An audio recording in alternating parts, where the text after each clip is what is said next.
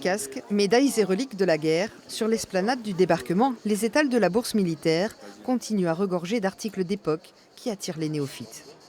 J'y connais pas grand-chose, c'est au coup de cœur, mais quand j'ai l'impression qu'il y a quelque chose qui a vécu derrière un objet, j'aime bien. Des objets empreints d'émotion pour les chineurs, à l'image de cette arme allemande, un MP40, mais à billes. Très belle réplique. Mais trop dangereux d'avoir ça à la maison, parce qu'on pourrait croire que c'est une vraie. Des trésors pour les passionnés en quête d'anecdotes du passé. Là, tu as la capitulation de l'armée française. Ça c'est le 16, c'est ça, moi c'est le 18 je crois. Ouais, quelle que soit la bataille de France de 1940 à 1944, lors de sa libération, quelle que soit en Normandie qu'en Provence, avec sa jonction, tout m'intéresse. Un rendez-vous annuel à l'origine de la rencontre de ces deux mordus d'histoire il y a 2 ans.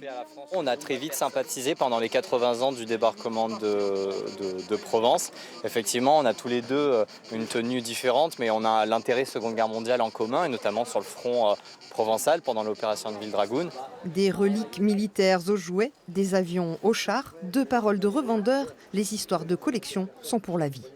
Je vends mes doubles de collection, voilà.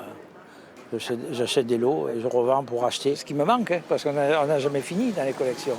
Et quand le modèle est grandeur nature, c'est encore plus grisant selon ce conducteur de véhicule américain. Un Dodge Command Car WC-57. À l'origine, c'était fait pour transporter les officiers.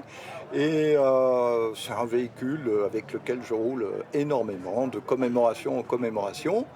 Et puis là, d'ailleurs, on part du Dramont pour remonter jusqu'à Grenoble, le 22, là où la 36e division est arrivée pour libérer Grenoble.